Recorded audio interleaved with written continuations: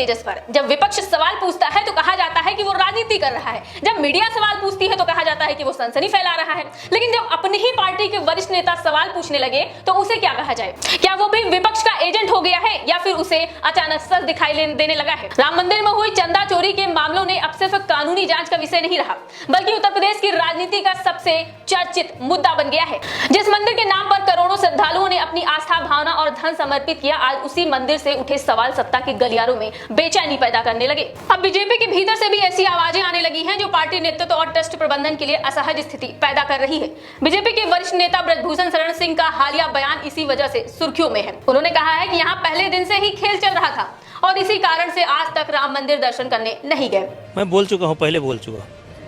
अच्छा, जिस तरीके से दिग्विजय सिंह भी कह रहे हैं कि राम मंदिर को लेकर वो भी एफआईआर कराएंगे, उनका भी चढ़ावा चोरी हुआ है। देखिए, मुझे जो बोलना है मैं पहले बोल चुका हूँ, और जब कोई नहीं बोला था संसार में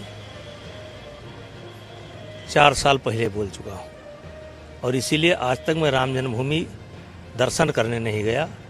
अब जरा सोचिए, अगर किसी बड़े नेता को 4 साल पहले से ही खेल होने का अंदेशा था तो उस समय क्या किया गया? अगर मामला इतना गंभीर था कि मंदिर दर्शन तक से दूरी बना ली गई तो फिर उस दौरान मंचों से तालियां क्यों बजती रही? कैमरों के सामने मुस्कुराहटें क्यों बिखरती रही? बीजेपी की राजनीति अक्सर डबल इंजन की बात करती है, लेकिन इस मामले में ऐसा लग रहा है कि इंजन तो डबल था मगर ब्रेक सिस्टम शायद सिंगल ही था। तभी तो गड़बड़ियां होती रही और किसी को भनक तक नहीं लगी, या फिर भनक लगी भी तो सबने ये सोचकर चुप्पी साध दी कि अभी माहौल खराब करने का समय नहीं है। राम मंदिर करोड़ों लोगों की आस्था का केंद्र है, इसीलिए यहाँ किसी भी तरह की कथित वित्तीय अनियमितता का आरोप सामान्य मामला नहीं हो सकता।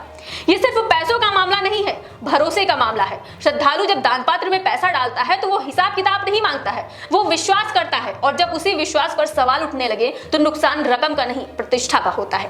अब स्थिति यह है कि एक तरफ कुछ संत समाज संपत राय की समर्थन में खड़े हो गए हैं, दूसरी तरफ जांच एजेंसियां अपना काम कर रही हैं, बीच में जनता खड़ी है जो समझ नहीं पा रही है कि आखिर सच किसके पास है। कोई कह रहा है कि आरोप बेबुनियाद है, कोई कह रहा है कि बहुत बड़ा खेल हुआ है, और जनता सोच रही है कि अगर सब कुछ बेबुनियाद है तो इतनी हलचल क्यों है?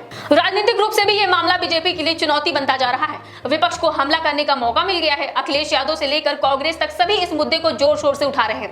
दूसरी तरफ बीजेपी के भीतर से उठ रही आवाजें विपक्ष के आरोपों को और अधिक ताकत देती दिखाई दे रही हैं। फिलहाल राजनीति का दृश्य कुछ ऐसा है कि हर कोई पारदर्शिता की बात कर रहा है, लेकिन पारदर्शिता दिखाई नहीं दे रही है। हर कोई जवाबदेही की मांग कर रहा है, लेकिन जवाब अभी भी अधूरे हैं, और जनता इंतजार कर रही है कि आखिर सच सामने कब आएगा। क्योंकि आखिर में ये सिर्फ किसी पार्टी, नेता, ट्रस्ट का मामला नहीं है, ये उन करोड़ों श्रद्धालुओं की आस्था का प्रश्न है जिन्होंने राम के नाम पर विश्वास किया, और लोकतंत्र में विश्वास जितना मुश्किल से बनता है उतनी ही तेजी से टूट भी जाता है। फिलहाल आपकी इस खबर पर क्या राय है, हमें अपनी राय कमेंट बॉक्स में जरूर बताएं। धन्यवाद।